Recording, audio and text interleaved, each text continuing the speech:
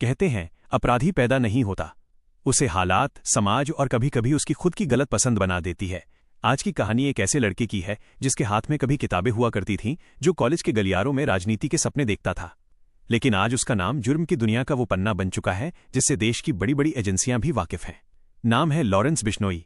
ये कहानी शुरू होती है 12 फरवरी 1993 को पंजाब के फाजिल्का जिले के एक संपन्न परिवार से। पिता पुलिस में थे, घर में अनुशासन था और सुख सुविधाओं की कोई कमी नहीं थी।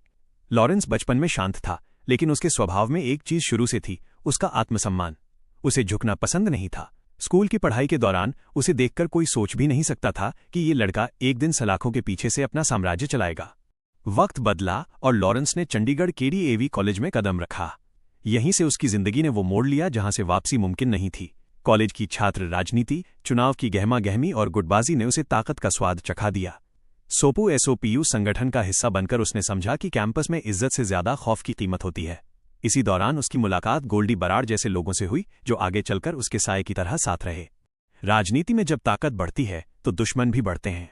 एक छोटा सा विवाद हुआ, फिर हमला और आखिरकार साल 2010 के आसपास लॉरेंस के खिलाफ पहली एफआईआर दर्ज हुई। पहली बार जेल जाने के बाद कानून का डर खत्म हो गया और जेल उसके लिए सजा नहीं बल्कि एक क्राइम यूनिवर्सिटी बन गई।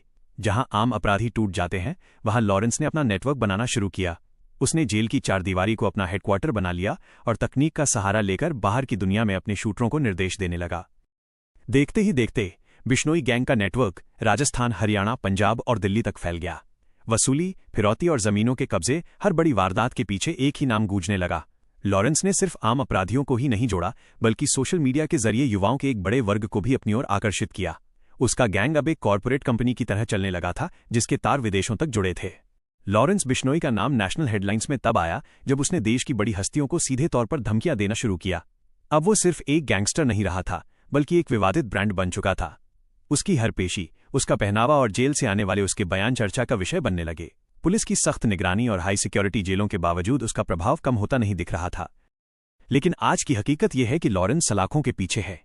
एजेंसियां दिन रात उससे पूछताछ कर रही हैं और उसकी सुरक्षा पर करोड़ों रुपए खर्च हो रहे हैं। यह कहानी सिर्फ अपराध की नहीं, बल्कि एक सबक है। एक पढ़ा लिखा युवा जिसके पास एक शानदार भविष्य हो सकता था, उसने गुस्से और ताकत की ऐसी राह चुनी जिसने उसे अपनों से दूर कर दिया।